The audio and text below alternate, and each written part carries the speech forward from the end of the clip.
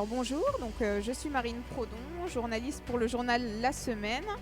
Merci d'avoir accepté de venir nous voir sur l'espace interview. Tout d'abord, est-ce que vous pouvez vous présenter? Oui, donc Henri Hasser, maire du Mont-Saint-Martin, vice-président de Metz Métropole en charge de l'urbanisme, président de la SAREM et président du SCOT, c'est le schéma de cohérence territoriale de l'agglomération Messine. Je suis désolé pour les termes techniques, mais c'est une réalité. Voilà. Donc on s'occupe je m'occupe beaucoup d'urbanisme. Voilà. Essentiellement d'urbanisme et d'aménagement sur la métropole. Et quels sont les enjeux justement de l'immobilier par rapport à la SAREM, au SCOT, au PLUI, H? Si vous voulez, il y a des cadres réglementaires qui vont être le PLUI, le SCOT, tout ça est assez rébarbatif parce que c'est un peu technocratique, mais ce qui est important, c'est de fixer les conditions d'aménagement de tous les territoires de la métropole messine. Et la SAREM gère les grosses zones comme la ZAC de l'amphithéâtre par exemple, la ZAC du Sansonnet qui vient d'être primée au SIAT à Paris pour son développement vert et écologique. D'autres ZAC comme les Coteaux de la Seille, comme le Technopole. Ce sont des territoires qui sont des territoires d'importance pour le développement à la fois économique, mais aussi en matière de logement, de culture, de tertiaire. C'est un mixte général d'aménagement. Un élu a toujours la préoccupation de rendre son territoire attractif.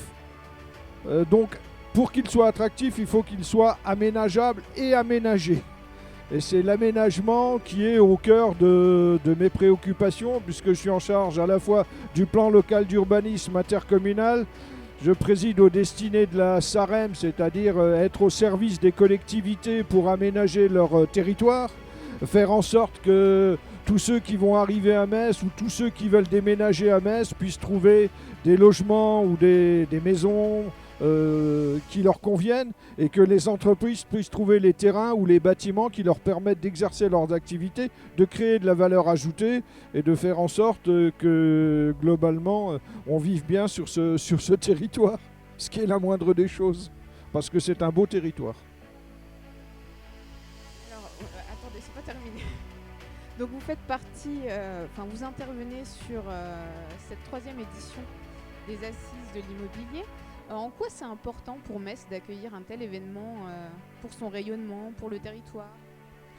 Je pense que l'immobilier, c'est quand même une préoccupation au quotidien de tous nos concitoyens.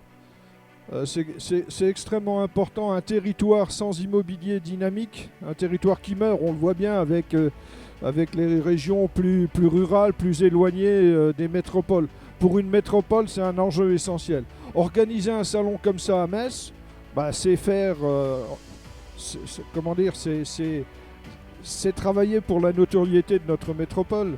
C'est exceptionnel d'avoir ce type de salon aussi bien organisé. C'est un fourmillement d'idées, de prises de parole, d'opinions qui sont exprimées. Et je pense que c'est extrêmement bénéfique pour l'ensemble de notre territoire, même au-delà de notre territoire d'ailleurs, puisque notre territoire, si on regarde bien, il a son importance jusqu'à la frontière luxembourgeoise. La grande conurbation, c'est Metz-Thionville. Alors, elle n'est pas organisée de façon académique, mais en attendant, elle existe. Et les professionnels qui participent à ce salon interviennent sur des territoires bien plus vastes que ceux de la métropole. Ce qui est important, c'est que la métropole soit reconnue comme étant le point central, le point névralgique, si vous voulez, de cette réflexion, et je pense que c'est une bonne chose. Et je voudrais féliciter d'ailleurs Cédric Lavaux, le président, d'avoir organisé cette manifestation de façon aussi à la fois plaisante, parce que c'est détendu, et puis dynamique. Vous allez vous-même participer à une discussion. De quoi il va être question? Alors on va parler du plan local d'urbanisme intercommunal qui est l'obligation pour toutes les communes de la métropole d'avoir un seul et même document d'urbanisme. C'est à la fois un travail passionnant, un peu compliqué parfois parce que ce document est soumis au respect de règles très strictes et très contraignantes. Voilà, surtout avec les notions de zéro artificialisation nette. Mais je pense que le travail il est salutaire, ce d'autant plus qu'il va permettre aux élus locaux, aux maires et aux conseils municipaux de chaque commune, et moi j'y tiens particulièrement, de conserver la direction de leur aménagement dans le cadre d'un document qui sera commun, mais qui va aussi gérer en même temps les problèmes de logement, les problèmes de mobilité, les problèmes de déplacement, les problèmes de type de construction, etc. Et donc c'est à la fois faire métropole tout en respectant l'identité de chaque commune, ce qui est une bonne chose, à mon avis. Alors cette fois-ci, je vais m'adresser au maire, puisque vous êtes maire d'une commune. On sait que le marché de l'immobilier est en tension. Est-ce que c'est quelque chose que vous avez pu aussi observer au sein de votre commune, à vous? Alors moi je suis maire de la commune du Ban-Saint-Martin, qui est une toute petite commune, 159 hectares, dont 70% du bâti est soumis à un plan de prévention des risques inondations. Donc la tension est très forte. L'avantage du Ban-Saint-Martin, c'est que c'est très bien placé. C'est à 5 minutes du centre-ville, c'est tout près des bretelles d'autoroute.